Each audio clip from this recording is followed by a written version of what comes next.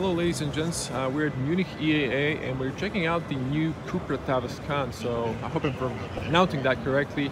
Apologies if it's wrong, but this is the new Cupra's SUV EV.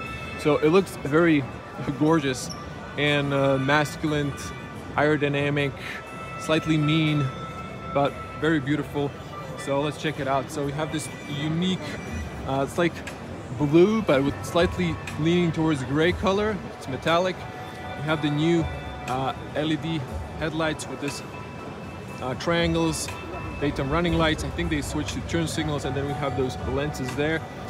Fog lights is integrated in the main cluster, and then we have this really strong front end in metallic black. This details. So there's an air intake at the bottom, you can see. So electric cars still need air intake for cooling. There's a 360 camera, there's a Cupra signature, and a badge on the top that's illuminated. So the white pieces is the illuminated part, if I'm not mistaken. Let me see if I'm wrong. No, it's definitely illumination. And then over here, you can see that there are LED lights on the top illuminating this area. So there's also air tunneling. So I don't know if you can see from this angle. Yeah, over there, that's air tunneling. So definitely gorgeous. Underneath, you also have that lip in black, and then extending through the arches. Now we also have the contrasting black side mirrors. So the car is really gorgeous. It looks astonishing. We have the Cupra big alloys, so this probably are 20-inch if I'm not mistaken. Let me see if I can read from the tire. So these are 255/40 R21, so 21, yeah, very large. It's a trend in the car industry. We have disc brakes on the front. I think they're drum brakes on the rear. You can see the side mirror with a camera and little spotlight light there. You see the VIN number, heads-up display, speaker on the front. So we have the dual-tone interior, lane assist, and light and rain sensor. Now on the top we have the banner roof. Let's move around. This is the car show, so people like to browse the car. So on the back we have tinted rear windows. You can see banner roof is tinted, but it has this curve on the back. There's a shark fin antenna there. And then a look at the rear. So we have drum brakes on the rear. We have little regulations fooling there. And then we have the Tavascan signature inside. And look at these lights. Look at the 3D plexiglass details inside. It looks amazing. And then we have the nice looping back end. It's a coupe with the taillights finishing as a spoiler, pushing the air up. So that is really elegant. Now, backing up here, and wow, the LED taillights are amazing. They finish up in this Cupra badge. 3D again, looks amazing. You have the reverse LED lights as well. You have the cat eyes there, and then the back diffuser. This is piano black and this is metallic black. Interesting bottom piece, and they have this like columns, parking sensors there. Have the camera backing with a washer and two LEDs, of course, Cupra signature, and this is the VZ, I believe just the package. We don't have a spec. And notice how the glass piece is pointing to this end. So let's open it up. So let me just back up so you can see the whole car in the frame.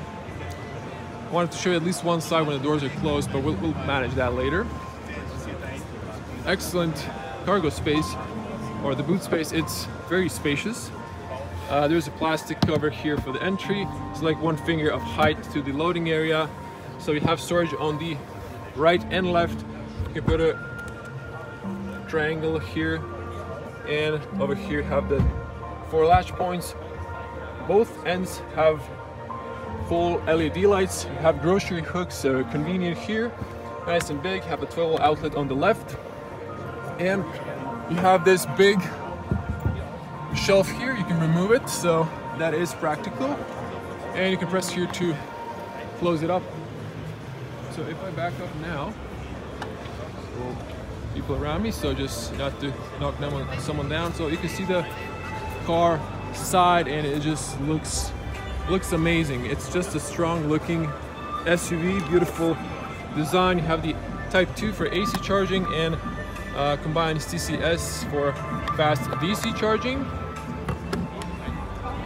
And the car is just astonishing. In my opinion, I just love it. It leaves a nice presence on the road, and it just looks so beautiful. Now we have the flush door handles for better aerodynamics. You just press inside. It's a touch, almost touch button. It's a physical button, but it feels like a touch button almost. You can see standard Volkswagen Group seals, so should have a good soundproof. So on the back, they're saving on weight. So plastic. You have the copper details here. Big handles, kind of cheap looking speaker there, and at the bottom, but it is what it is. Big space here. So checking the material here, this is recycled plastic. It imitates some sort of a rough material. And then we have the textile here with Cupra details, so you can see that.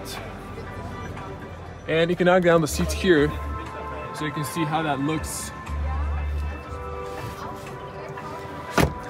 Okay, so let's jump inside because there's some music outside. I don't want to get a copyright strike. So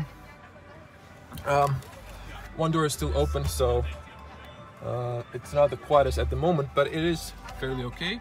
Plenty of feet room, plenty of knee room, and the seating position isn't terrible, although it is slightly in a squat position, but it's good. And you're nice and tall, so it's comfortable. Power windows there, so interesting sports seats. I have an opening here, and this is looking nice. Have a big pocket, so this is a nice material, but it's recycled plastic, just in case you're wondering. And then over here we have the AC vents. We have the touch buttons for the cooling, or excuse me, for the AC and heating. I'm not sure about cooling.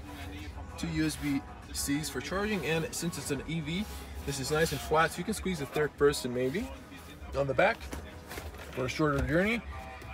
Classical Volkswagen Group armrest with cup holders. This is nice, excuse me, and rubberized. And over here we have a opening for a ski, so it's 60/40 or either 40. No, it's 60/40 with the opening. Yes. So, and you have the touch LED lights. All four sides have these handles and little hooks there and on the B-pillar. And now this, there's an opening for the C-pillar because the windows are kind of short to this end, tall. So this is here for better view at the blind spot. Although you have blind spot warning in the mirrors. Nice big panoramic roof. You have the electronic shade on the top. And looking at the front, it looks unique. This center console design ending up in the middle tunnel. So, and we have the new 15-inch infotainment screen, finally nice and big. Something we were waiting in the past, and a lot of copper details with Cupra. So let's get on the front, and let me just see if I can open the doors, so if the gentleman will notice. Okay, don't want to hit anyone by accident. And then we'll check up the front as soon as this gentleman finishes up. So let's just hear the closing sound. Excellent top sound. And you can see here the well, you have the blind spot in the mirror. Don't think I see the warning, but there might be a, yep, there's a, on the inside part of the mirror, blind spot warning there. Now you can see here not really famous controls for the mirrors, folding and heating, and then you have to control here by pressing the rear. And then this is a really stupid saving. I think Volkswagen should just revert back in this case, but everything else doesn't look bad. I love that whole design and a lot of 3D details. More decent pocket here, so speaker here and here. And now you have the elegant Cupra aluminum doorstep that's illuminated here. You can see that tire pressure, standard Volkswagen Group electronic seat controls, lumbar memory seats, options, and over here you have the sport paddles, touch light controls, steering column is manual, and then you can see this middle bridge. It's like connected here. It looks like it's floating. It's not. It's a carpeting there, and there's like a charger for your phone, 2 USB-Cs and a light. An interesting air vent design. You can see how the screens are almost floating. Let's jump inside. You also have this interesting Cupra carpets. Now all the doors are closed.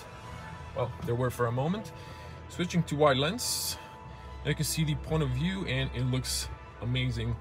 Well, the screen is nice and big, and I like the fact, now this is my eye level, so it is not to the beginning of the dash, but if it was like this, if you're shorter, it is, so it shouldn't obstruct your view to the road, but it is nice and big. Zooming back in, now we have the standard Cupra steering wheel. Now we have the driving modes, we have the, I guess, Cupra mode, and we have the cruise settings, infotainment settings, all now capacitive buttons. You have the plus and minus, I guess, for recuperation, light controls. You have the park button, and then reverse neutral drive. You have the smaller screen on the front with all the basic informations you need, and then you have the big one for the rest. Now this is soft, then hard plastics. You have the, so it's Sennheiser, if I'm pronouncing that correctly, speakers there. Can't really come closer because of the steering wheel. Have a speaker there, so really dynamic design on the whole dash, and there's a lot of 3D details. So this might not be everyone's cup of tea, but some people will enjoy it. Big, spacious glove compartment. Nice and physical button for the hazards. And again, I showed you this. You can see it from a different angle. 2 cup holders. There's a couple here. There's a 12 outlet on the front, LED light, and this is all plasticky, but it's roomy and big. Now the seats, you have the tether points for the ISOFIX on the front as well. You can see the Alcantara here, and it looks amazing. Now let's see if we can turn on the infotainment. Of course, you have the air vents there. So yeah, I'm not sure if this is gonna turn on. So there is a start-stop button here. Okay, there we go. The infotainment is on, and you can see the home screen. So you can add widgets here. So it's nice and fast, it's responsive. Unlike the first on the ID.3 model. And over here you can see, well, you need to turn on the car, but you can see all the details. So everything is nice and big, easy to read. I love the avatar. Everything feels smooth, and you can see here charging options, settings.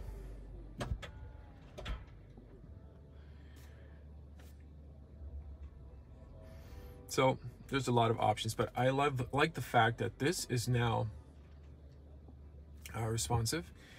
Well, the sharpness of the screen is amazing looking. Now the camera is struggling to focus, but I can tell you that this is a glossy finish, but it looks amazing, and the icons are really beautiful and big.